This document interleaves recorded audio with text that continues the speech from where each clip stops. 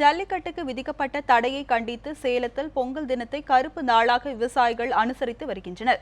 காளைகளின் கொம்புகளுக்கு கருப்பு வர்ணம் பூசியும் வீடுகளில் கருப்பு கொடி ஏற்றியும் தங்களின் எதிர்ப்பை அவர்கள் பதிவு செய்து வருகின்றனர். இதுகுறித்து நமது செய்தியாளர் ரியாஸிடம் கூடுதல் தகவல்களை கேட்கலாம்.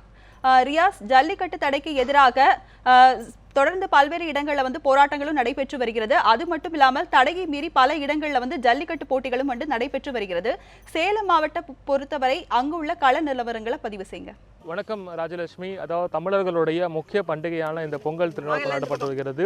இந்த தை திருநாளுக்கு அடுத்த நாளான இந்த மாற்றுப் பொங்கல் இன்று சேலத்தில் உற்சாகமாக கொண்டாடப்பட்டாலும் ஆனால் ஜல்லிக்கட்டுக்கு விடுத்துள்ள தடையின் காரணமாக பல்வேறு பகுதிகளில் விவசாயிகள் தங்களுடைய வீடுகளுக்கு முன்பாக கருப்பு கொடி கட்டியும், அதாவது குறிப்பாக பார்த்தீங்கன்னாக்கா கருப்பு ரிப்பன்களை மாடுகளுக்கு கட்டியும் இந்த பொங்கல் இந்த மாட்டுப் பொங்கலை ரொம்ப சோகத்துறையும் கொண்டாடி வந்துட்டு இருக்காங்க. ஆனால் வருடந்தோடும் உழைக்கும் இந்த மாடுகளுக்கு நன்றி தெரிவிக்கும் விழாவான இந்த விழாவிற்கு மாடுகளுக்கு தேவையான மாடுகளை காலிலிருந்து குளிப்பாட்டி அவங்களுக்கு வண்ண கொம்புகளுக்கு வண்ணம் பூசுவதற்கு பதிலாக அவருக்கு அந்த கொம்புகளுக்கு பார்த்தீங்கன்னாக்கா கருப்பு சாயம் பூசியிருக்காங்க. அதே போல் கருப்பு ரிப்பனும் மாடுகளுக்கு கட்டியிருக்காங்க. தொடர்ந்து பார்த்தீங்கன்னாக்கா அந்த வீடுகளில் கருப்பு கொடியும் கட்டி இந்த மாட்டுப் பொங்கலை அவங்க கொண்டாடி வந்துட்டு இருக்காங்க. காலமாக நடைபெற்ற ஜல்லிக்கட்டு இந்த ஆண்டு நடைபெறாத காரணத்தால் விவசாய குடும்பத்தை அனைவரும் ரொம்ப சோகத்துடன் இந்த பொங்கல் விழாவை கொண்டாடி வந்துட்டு இருக்காங்க. தற்போது நீங்கள் இதை பார்க்கலாம். தற்போது இந்த பொங்கல் விழா இங்கே கொண்டாடி வந்துட்டு இருக்காங்க. இந்த நேரடி காட்சியை நீங்கள் பார்க்கலாம். தற்போது இங்கே இருக்கிற அங்கே விவசாய குடும்பத்தினரும் அவங்களுடைய உறவினர்களும் கைகளில் கருப்பு கொடிகளை ஏந்தி இந்த பொங்கல் விழாவை கொண்டாடி வந்துட்டு இருக்காங்க.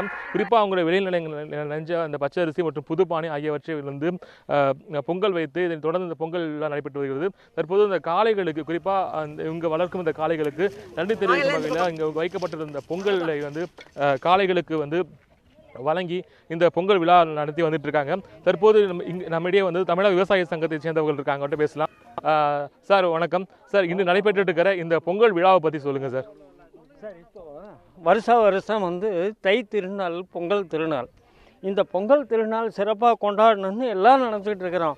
ஆனால் வறட்சியின் காரணமாக இந்த வருஷம் ஏதோ சுமாராக கொண்டாடிட்டு இருக்கிறோம். வேறு வழி இல்லை, இந்த மாடுகளுக்காக பொங்கலை கொண்டாடிட்டு இருக்கிறோம். அதே சமயத்தில் பார்த்தீங்கன்னா இந்த ஜல்லிக்கட்டை வேறு அரசு தடை பண்ணி இருக்கிறதுனால ஆண்ட கட்சியும் ஆளுங்கட்சியும் பண்ண வேலை இந்த விவசாயிகளை கிள்ளுக்கீரையாக நினச்சிக்கிட்டு எதுக்கு தடை கொண்டு வர்றதுன்னே தெரியல.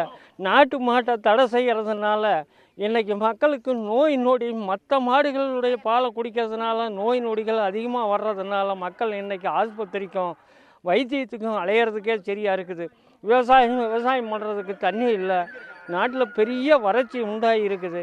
இதையெல்லாம் நினைக்கும் போது விவசாயம் ஏன் பண்ணணும், எதிர்காலம் எப்படி இருக்குமோ, வருங்காலம் பெரிய பஞ்சத்துக்கு வந்துருமோன்னு எங்களுக்கெல்லாம் பெருத்த கவலையாக இருக்குது. இந்த கவலையினால் நிறைய விவசாயிகள் இந்த வறட்சியை பார்த்து இந்த மாடுகளுக்கு தீனி இல்லாத இந்த வள்ளலார் சொன்னாரே, வாடிய பயிரை கண்ட போதெல்லாம் வாடினேன் என்று. இந்த பயிரை பார்க்கின்ற நேரத்தில் எங்களுக்கு தாங்க முடியாத துக்கங்கள் வந்து கொண்டு இருக்கிறது. இந்த அரசு என்ன செய்ய போகின்றது எங்களுக்கு தெரியவில்லை. மழையும் இப்படி, வருண பகவானும் இப்படி செய்கின்றார்களே, இதை நினைக்கின்ற நேரத்திலே எங்களுக்கெல்லாம் தொண்டையை அடைக்கக்கூடிய துக்கங்களாக வந்து கொண்டு இருக்கிறது. நாட்டு மக்கள் இனிமேலும் இந்த விவசாயத்தை நம்பி இருப்பது எதனால் என்ற ஒரு கேள்விக்குறி எங்களுக்கெல்லாம் வருகின்றது. விவசாயத்தை விட்டு வேறு தொழிலுக்கு செல்லக்கூடாது என்று சொன்னார். வருங்காலத்திலே மக்கள் சோற்றுக்கு கஷ்டப்படுவார்களே என்ற ஒரு நிலையிலே தான் நாங்கள் இருந்து கொண்டு இருக்கின்றோம். தயவு செய்து இந்த ஜல்லிக்கட்டை, நாட்டு மாட்டை அழிக்காதீர்கள். நாட்டு கோழியை அழித்தீர்கள், நாட்டு மாட்டை அழிக்கின்றீர்கள். நாட்டு பயிர்களை, விதைகளை, காய்கறி விதைகளை அழித்து இன்றைக்கு எல்லோருமே ஆஸ்பத்திரியை நோக்கி செல்லக்கூடிய ஒரு நிலையில் இருக்கின்றார்கள். தயவு செய்து இதை மாற்றுவதற்கு விவசாயிகளாகிய நாம் தான் முயற்சி செய்ய வேண்டும் ஒழிய வேறு யாராலும் முடியாது. நன்றி. குறிப்பாக பார்த்தீங்கன்னாக்கா விவசாயிகள் நடைபெற்று இருக்கிற இந்த பொங்கல் திருவிழாவில் வெளி மாநில மாநில கலந்துட்டு இருக்காங்க. குறிப்பாக ஜல்லிக்கட்டு இந்த ஆண்டு நடத்தப்படவில்லைங்கிற வருத்தத்தோடு அவங்க கருப்பு நடத்திட்டு இருக்காங்க. அம்மா, நீங்கள் சொல்லுங்கள், வழக்கமாக உங்கள் வீட்டில் பொங்கல் விழா நடத்திட்டு இருப்பீங்க. இந்த வருஷம் கருப்பு கொடி ஏந்தி நடத்திட்டு இருக்கீங்க, ஜல்லிக்கட்டு நடத்தப்படல, எப்படி பார்க்குறீங்க நீங்கள்? ரொம்ப வருத்தமாக இருக்குங்க சார். நாங்கள் எப்போவுமே ரொம்ப சந்தோஷமாக பொங்கலை கொண்டாடுவோம். இந்த வருஷம் ரொம்ப கஷ்டத்தோடு தான் நாங்கள் இதை கொண்டாடுறோம். எல்லா சொந்த பந்தமும் வந்திருக்காங்க. ஆனாலும் ரொம்ப ரொம்ப வருத்தப்படுற நிலையில தான் நாங்கள் இதை கொண்டாடிட்டு இருக்கோம். அம்மா, நீங்கள் சொல்லுங்கள், இந்த பொங்கல் விழா இப்படி இப்போ ரொம்ப கடும் வறட்சி, அதே போல் கருப்பு கொடி கட்டி பண்ணிட்டு இருக்கீங்க, சுருக்கமாக உங்களுடைய கருத்துக்களை பதிவு பண்ணுங்க. அனைவருக்கும் வணக்கம்.